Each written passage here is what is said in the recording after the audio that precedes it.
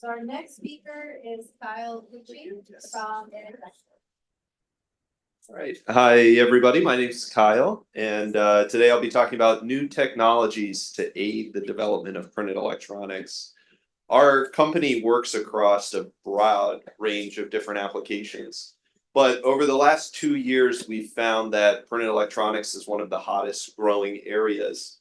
So in this presentation, I was talking about some of the new things that we've learned over the past couple of years working in R&D for printed electronics, and some of the new tools that we've developed kind of in response to that.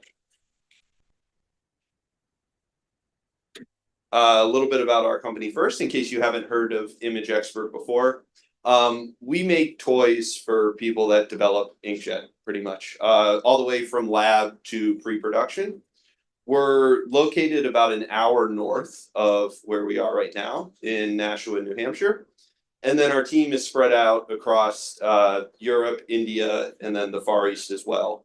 So over the last 30 years or so, we've kind of grown to support a customer base of about 600 labs in most of the countries around the world where inkjet's being done.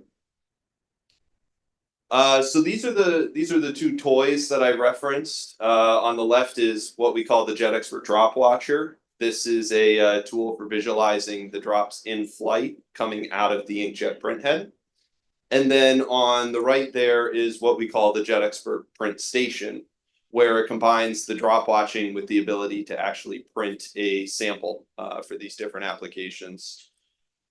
When you look at inkjet development as a whole, there are hundreds of different variables that you're trying to optimize to find the right combination to get the result you need.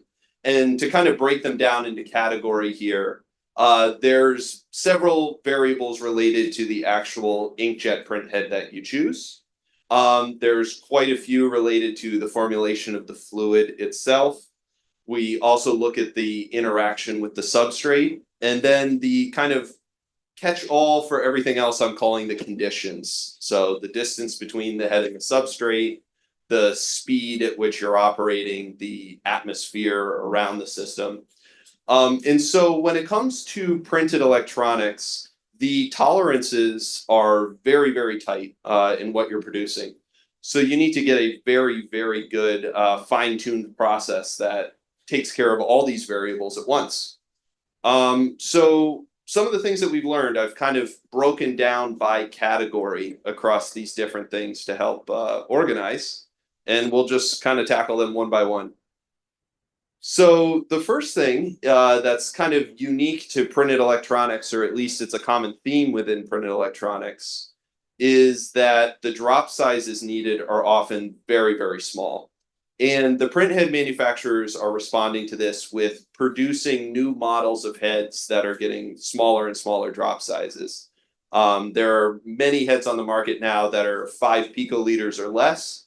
Anyone who's developing a really, really precise application is evaluating a lot of those different heads.